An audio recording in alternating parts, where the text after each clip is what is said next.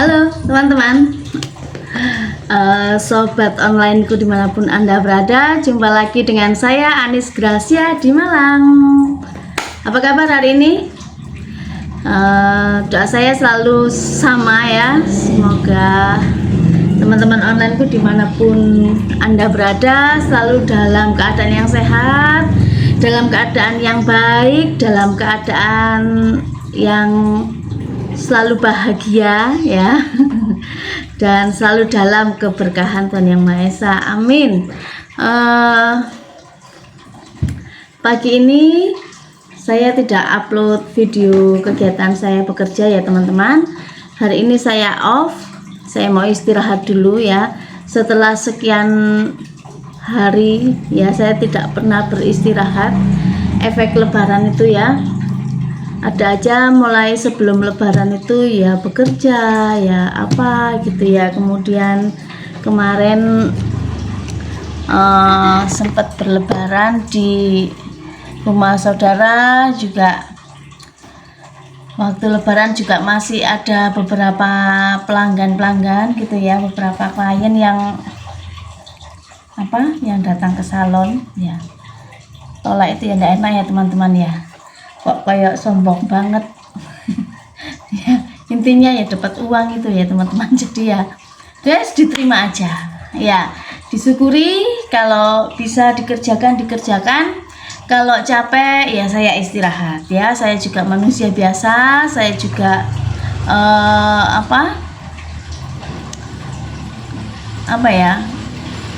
fisik juga tidak seperti dulu lagi. Jadi kalau dulu masih usia 20-30 tahunan gitu, mau berapa ya oke ya, mau sampai jam berapa salon ya masih kuat, oke aja. Tapi kalau untuk saat-saat seperti ini sudah kepala 4 ya teman-teman, sudah mau ke 50, jadi ya semua saya atur sendiri supaya saya juga imbang ya, antara bekerja, kemudian mengurus rumah, kemudian jalan-jalan ke rumah saudara, kemana itu harus imbang sesuai dengan fisik saya ya. Oke teman-teman, untuk kali ini saya mau sharing tentang sukses dengan usaha rumahan ya. Bagaimana kita sukses, kita bisa suksesnya seseorang itu beda ya teman. Suksesnya seseorang, hitungan sukses setiap orang itu berbeda ya, fleksibel sesuai dengan pendapatnya, sesuai dengan kemampuannya ya. Semua menurut saya kalau manusia itu nggak ada puasnya ya, tetapi bagaimana cara kita mensyukuri apa yang kita punyai, apa yang kita hadapi gitu ya, disyukuri. Apapun itu disyukuri. Kalau menurut orang lain, aduh aku iki nggak ono suksesnya sih ngono ae kok gitu ya, tetapi saya bersyukur dengan apa yang saya punya, dengan apa yang saya capai saat ini. Kalau saya pengen yang tinggi banget kayak sultan itu ya wis nggak tahu saya sampai kapan saya akan mengejar seperti itu. Tetapi saya di sini ingin berbagi sedikit, ingin sharing dengan teman-teman yang mungkin mau memulai usaha, mulai ingin bekerja di rumah ya, sambil yang saya utarakan kemarin. Nah, bagaimana caranya sukses dengan usaha rumahan ya? Saya mempunyai beberapa tips ya, ada 4. Jadi yang pertama ya, menurut saya adalah memilih bidang usaha sesuai dengan passion kita, sesuai dengan bidang kita, sesuai dengan kemampuannya kita ya.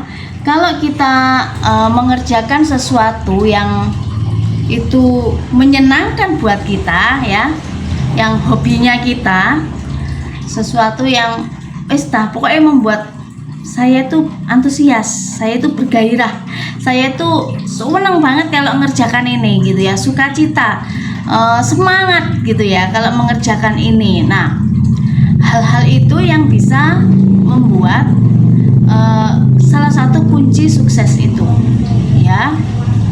Misalnya saja Anda suka masak. Nah, dari masak itu sampai dari masak itu, ya. Jadi kalau Anda ada sesuatu yang misal di rumah orang ada masak-masak, kemudian ada bantu, itu kan Anda seneng banget, ya, hobi gitu. Ketika ada orang masak-masak, antusias gitu. Apa ini resepnya? Bagaimana ini caranya? Terus apa aja bahan-bahannya, seperti itu. Berarti passion Anda di situ. Nah, jadi begitu dengar kata-kata masak atau melihat orang yang masak atau apa gitu kan, Anda kayaknya semangat. Nah, mungkin di situ Anda bisa sukses lewat masak-masak itu, lewat kuliner seperti itu, ya. Mungkin bisa mulai Anda memikirkan, kayak iya juga sih, aku suka masak kayak gitu, ya. Mungkin apa yang bisa Anda menurut Anda itu masakan apa yang paling menurut Anda itu enak, ya, enak. Kemudian disukai mungkin anak-anak, keluarga sekitar, tetangga. Gawe iki, kamu kalau masak ini itu enak gitu, ya. Mbok aku pesen gitu. Cuman tidak semua orang itu kadang komersil, kadang punya waktu gitu, ya. Kadang kan anakku saya cili-cili, Mbak, masih ribet kalau mau jualan-jualan kayak gitu, ya. Tetapi itu yang kadang-kadang itu bisa membuka peluang usaha untuk kita, ya. Misalnya saja waktu itu Anda bikin agar-agar, kemudian ada degan, ada susu, dan kemudian di mix menjadi es teler. Nah, es telernya enak, kemudian tetangga ngincipi, Mbak aku pesen buat takjil atau apa. Coba diterima aja, ya. Siapa tahu dari hal-hal yang kecil ini akan mendatangkan kesuksesan buat Anda, ya. Tidak menutup kemungkinan.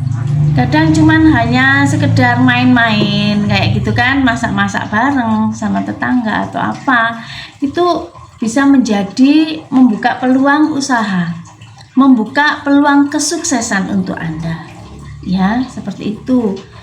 Atau mungkin ada juga yang usaha jahit menjahit, ya. Misalnya ada yang Anda ini punya mesin jahit misal, kemudian kadang Anda menjahit spray sendiri, menjahit baju anak-anak sendiri kayak gitu. Nah, kemudian ada tetangga nih yang tahu, Mbak, aku minta tolong dipasangin resleting anakku ini lepas kayak gitu. Jangan pernah menolak, itu juga rezeki, ya. Kalau saya katakan seperti itu, kadang kan ada orang yang mungkin yang saya gengsi, ya. Opo piro masang kayak gitu, paling 10.000, 15.000, ya. Tetapi teman-teman saya ingatkan, kadang itu kesuksesan itu dari hal-hal yang kecil seperti itu, ya. Membuka usaha itu dari hal-hal yang kecil, kemudian akan menjadi besar, ya. Jadi kalau selama ini mungkin Anda sudah buka usaha, mungkin, ya, aku duwe usaha jual pulsa misalnya. Jual pulsa kan nggak perlu yang kemampuan yang yang tinggi gitu, ya. Kayak beda dengan masak, harus ada pinter masak, jahit harus pinter jahit. Kalau kayak jual pulsa dan sebagainya itu kan tidak memerlukan kepandaian handmade kayak gitu kan, enggak. Nah, tetapi kayak aku gak begitu jalan gitu, ya. Kadang kan tahu sendiri, ya, zaman sekarang untuk jual pulsa itu modal gede, berarti yo enggak spiro gede, ya.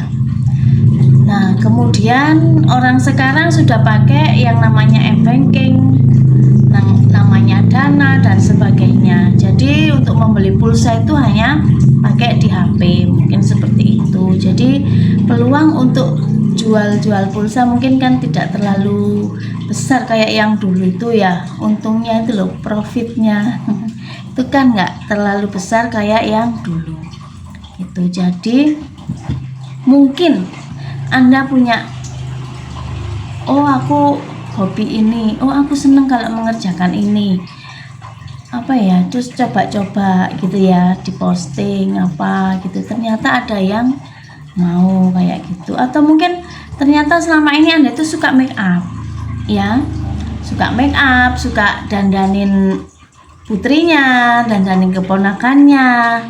Nah, dari yang hal-hal seperti itu sebenarnya itu bisa menjadi peluang usaha ya, bisa menjadi peluang usaha. Kayak saya dulu itu saya nggak kepikiran sama sekali untuk membuka salon.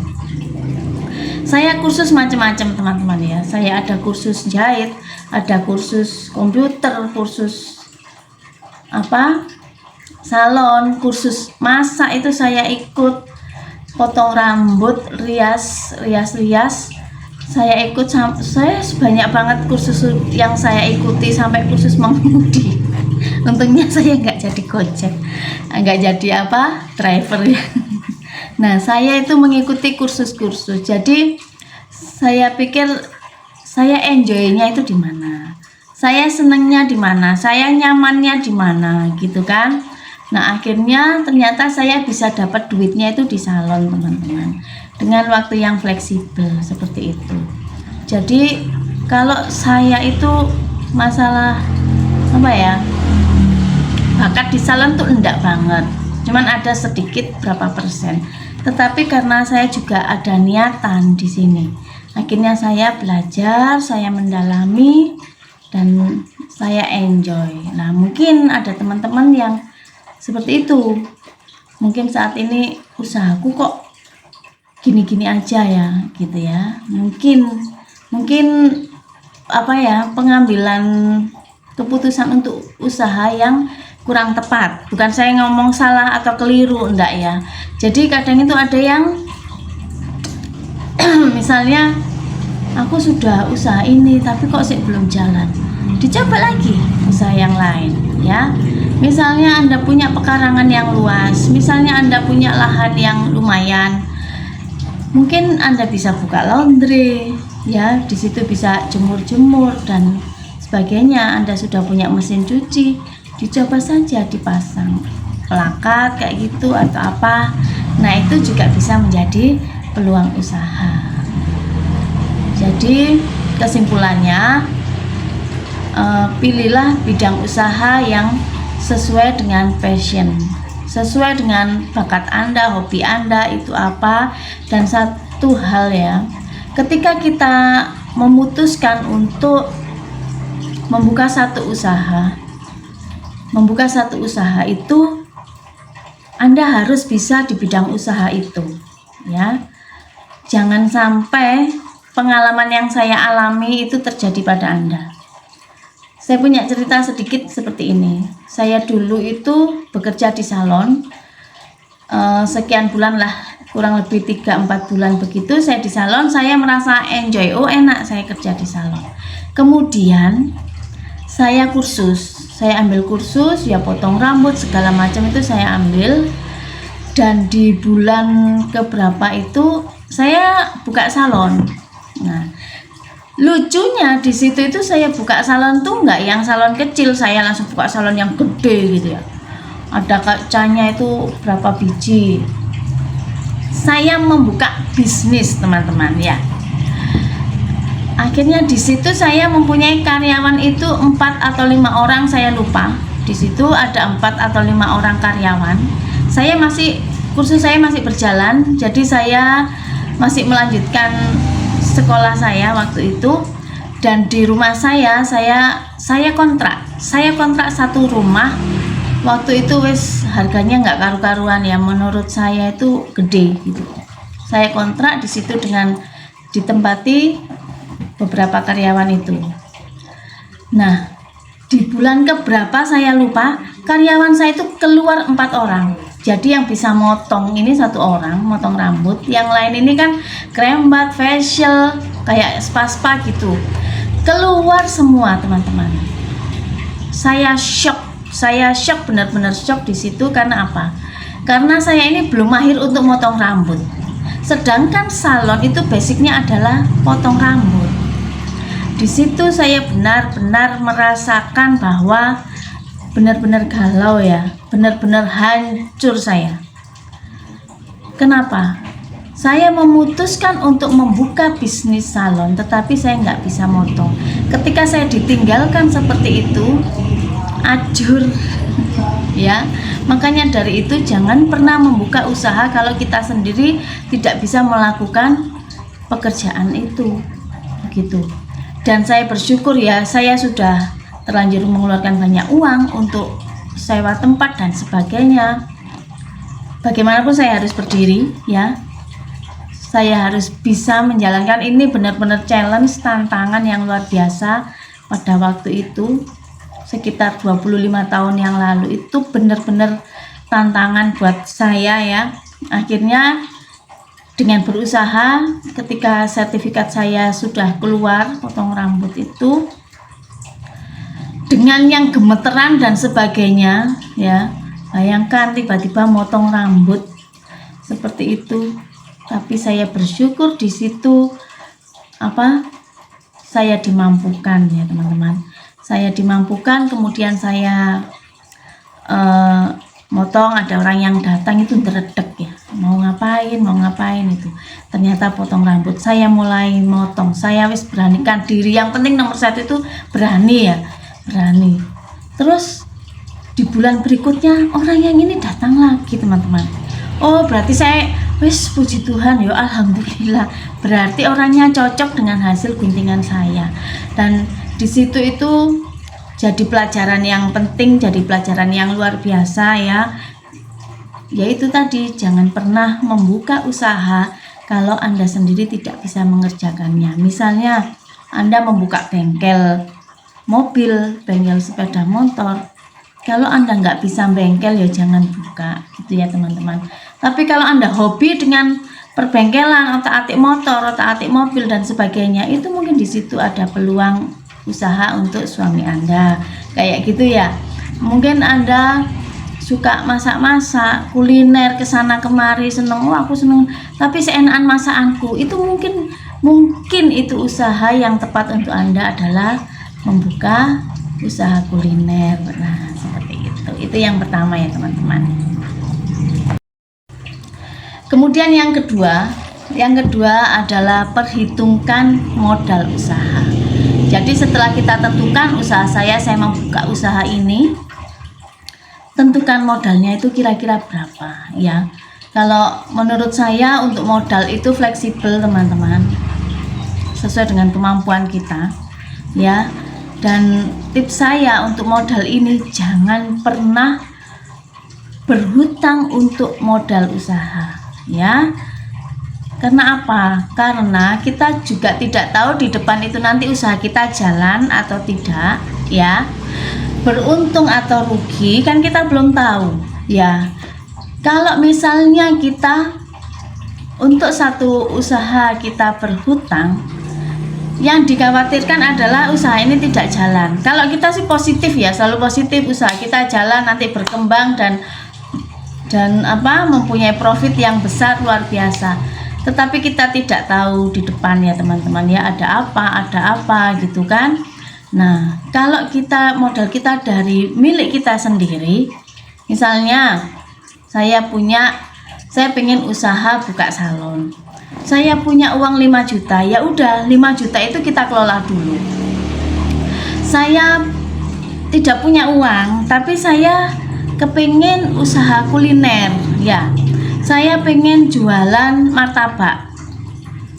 Nah mungkin dengan martabak ini kan yang bahan-bahannya tepung dan isian dan sebagainya ya kan, yang tidak terlalu mahal. Nah menurut saya kan fleksibel.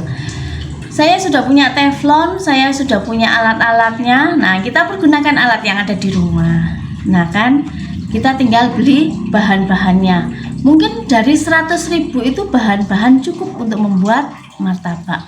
Kita mulai bikin martabak ya. Nah, seperti itu. Jadi kalau untuk berhutang ya nyun sewu jangan dulu. Tetapi ketika usaha kita ini sudah jalan 1 bulan, 2 bulan, 3 bulan, dan kemudian ternyata bagus ya, prospeknya bagus. Di sini saya butuh modal yang gede, gitu ya. Misalnya banyak sekali pesanan martabak dan akhirnya menjadi risol, lumpia, frozen dan sebagainya. Itu yang membutuhkan modal yang agak gede. Silakan ya. Meminjam, tetapi kalau untuk berhutang untuk usaha, usahakan kita mencari yang bunganya itu kecil, persennya kecil ya teman-teman ya. Khawatirnya nanti kalau kegedean bungai bank ya, laba yang kita peroleh itu nggak cukup kayak bayar bank. Itu yang harus kita perhitungkan supaya jangan, kadang itu saya sudah usaha ya teman-teman, sudah lama banget. Ketika ada usaha atau ada toko itu banyak sekali penawaran-penawaran, mulai dari bank tetel, bank opo gitu kan, banyak ya teman-teman ya. Nah, jangan tergiur dengan seperti itu karena bunganya gede ya. Pinjaman-pinjaman online dan sebagainya itu sepertinya gede. Kartu kredit dan sebagainya itu mungkin gede ya, mungkin ya teman-teman ya. Saya sendiri tidak berani nyoba gitu. Kalau saya memang ada pinjaman yang murah menurut saya ya, itu pakai KUR ya, yang sekarang yang lagi rame kan, punyanya ada Mandiri, ada BRI, ada Jatim, dan mungkin masih ada lagi yang saya nggak tahu ya. Itu menurut saya itu bunganya kecil. Nah, itu pun dengan catatan kalau prospeknya bagus ya, kalau usaha kita itu berkembang dengan bagus. Tetapi kalau kita masih biasa-biasa aja ya, jangan dulu. Nah, seperti itu. Kalau usahanya sudah berkembang, kita butuh modal, oke ya. Jadi usaha itu dimulai dari usaha kecil ya, dari usaha kecil kemudian berkembang menjadi banyak dan sebagainya.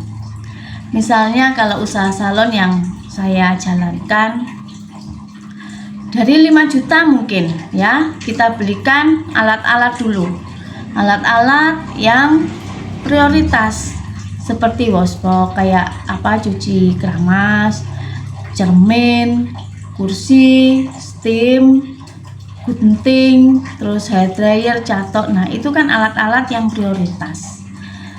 Jadi kalau kita mempunyai dana sekian ya, kita sesuaikan budgetnya ya. Jangan membeli kursi yang harganya 4 juta, acur. Gak dapet apa-apa ya. Dari yang 5 juta, belikan kursi yang 250 udah dapat. Belikan washbox yang harga 400 udah dapat. Kalau untuk catok, hair dryer ya kalau saran saya cari yang bagus sekalian kayak gitu. Kalau steamer rata-rata 1 juta sekian gitu. Jadi kita perhitungkan berapa modal yang mau kita pakai ya. Jangan aku pengen usaha laundry, wes aku tak utang mesin cuci, lari ke sana pakai aplikasi atau pakai apalah kredit. 1 bulannya angsuran 1 juta atau berapa? Iya, dalam 1 bulan itu Anda sudah mendapatkan untung 1 juta. Kadang kita tidak tahu ya teman-teman, berapa untung yang akan kita peroleh. Kalau saya usaha jangan memikirkan untung dulu ya. Kalau tips saya, kalau kita buka usaha jangan memikirkan untung, ekspektasinya terlalu tinggi. Kalau saya usaha, yang penting ada yang datang, ada yang tertarik dengan usaha kita, itu sudah lumayan, ya kan? Misalnya kita posting laundry misalnya ya, laundry sekian-sekian per kilo sekian, terus ini gitu kan, ada yang cuci kering, ada yang cuci kering setrika, ada yang setrika aja. Kemudian status kita itu ada yang lihat, ya, yang lihat ada, terus ada yang komen. Di situ wis bersyukur, oh ada yang komen. Nah, terus ada yang datang, ini saya mau laundry ini. Jadi jangan mikirkan untungku piro yo. Kalau kita buka usaha kemudian kita ngitung untung, akhirnya nanti kecewa. Ya, jadi kita jalanin dulu usaha kita buka usaha dulu. Yang penting ada yang datang, ada yang jadi customer, ada konsumen datang, itu puji Tuhan banget. Ya, jangan terlalu memikirkan untung. Itu ya. Jadi perhitungkan modal usahanya dulu. Itu tips yang kedua. Kemudian yang ketiga, ya, buat manajemen usaha sebaik-baiknya, ya. Jadi usaha itu perlu manajemen. Manajemen itu pengaturan, cara mengaturnya kita itu seperti apa, ya.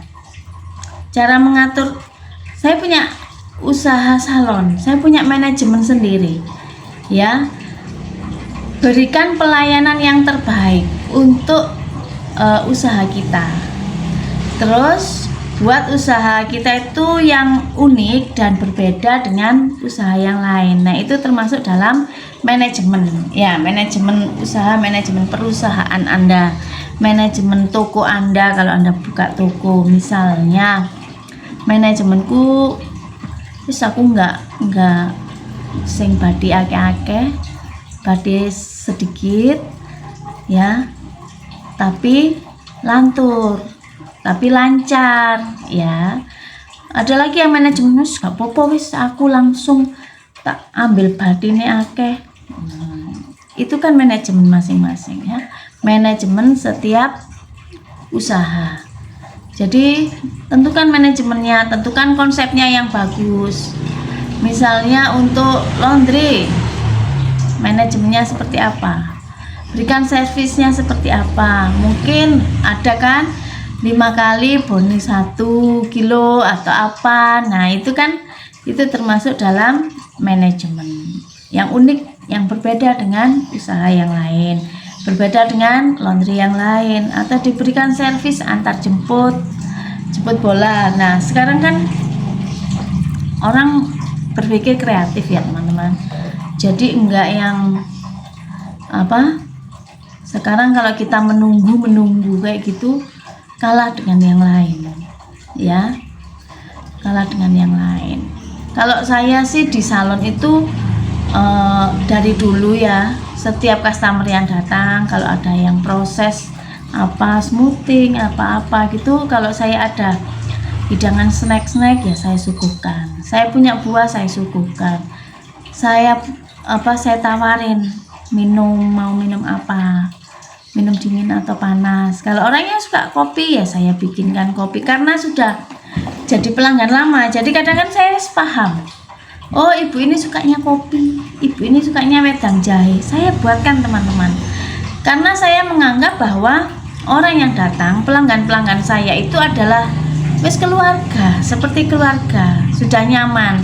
Justru kalau ada yang tak tawarin, ngopo wis nggak usah mbak, gitu. Jadi mikir saya, kenapa yuk mbak ini kok nggak mau minum di tempat saya? Seperti itu, ya. Jadi setiap saya punya apa gitu, oh orang ini suka ini gitu, ya. Saya punya rempeyek, saya punya kerupuk rambak, saya punya apa. Kalau saya ada, ya saya suguhkan, ya. Ya tamu, kayak teman-teman punya tamu di rumah itu loh, seperti apa sih, kan ya mesti disuguhi, ya. Nah gitu. Nah, itu manajemen saya, ya. Saya nggak usah cari profit yang gede-gede banget, untung yang besar tuh, ya saya tidak terlalu mikirkan untung yang besar. Tetapi dari untung yang tidak terlalu besar itu, saya mempunyai banyak saudara, ya, banyak pelanggan yang jadi saudara, yang selalu mendoakan saya akhirnya sehat-sehat ya mbak, ya. itu wis Puji Tuhan ya teman-teman, sampai sekarang diberikan kesehatan, itu juga doa dari pelanggan-pelanggan saya, dari saudara-saudara saya, dari sekitar saya.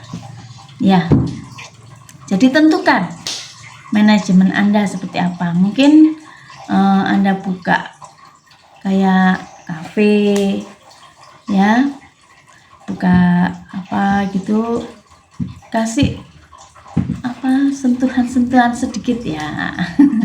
Jadi orang itu senang jadi pelanggan Anda. Misalnya kalau di desa itu toko kelontong itu setiap hari raya itu mengeluarkan bingkisan-bingkisan lebaran ya, kayak kasih panci, kasih gula, kasih minyak. Nah itu kan sebagian dari manajemen toko itu.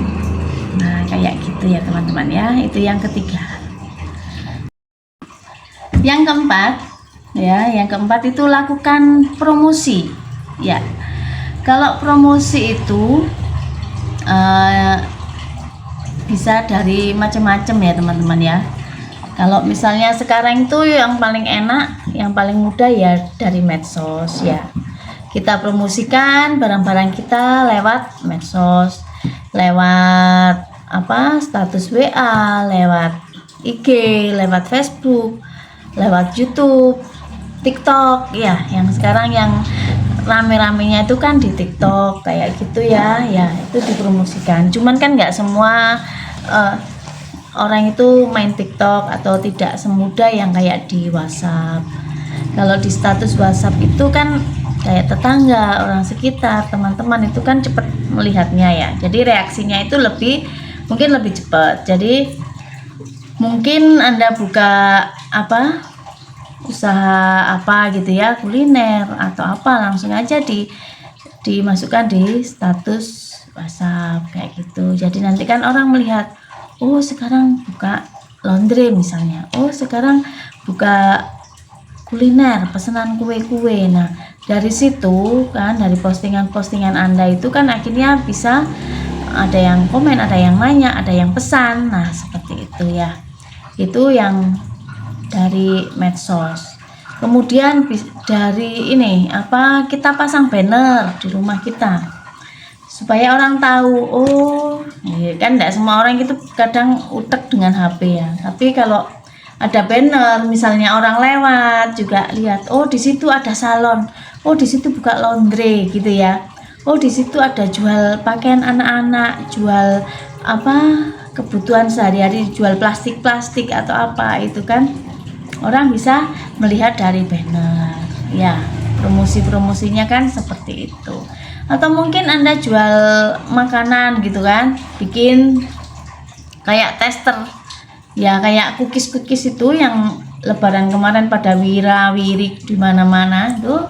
Nah cookies itu Anda bikin tester, kemudian dicobain di musola, dicobain di tetangga, dicobain di PKK kayak gitu. Ini saya buat ini gitu ya. Kan orang langsung ngincipi, oh enak, oh ya itu saya bahannya premium ya.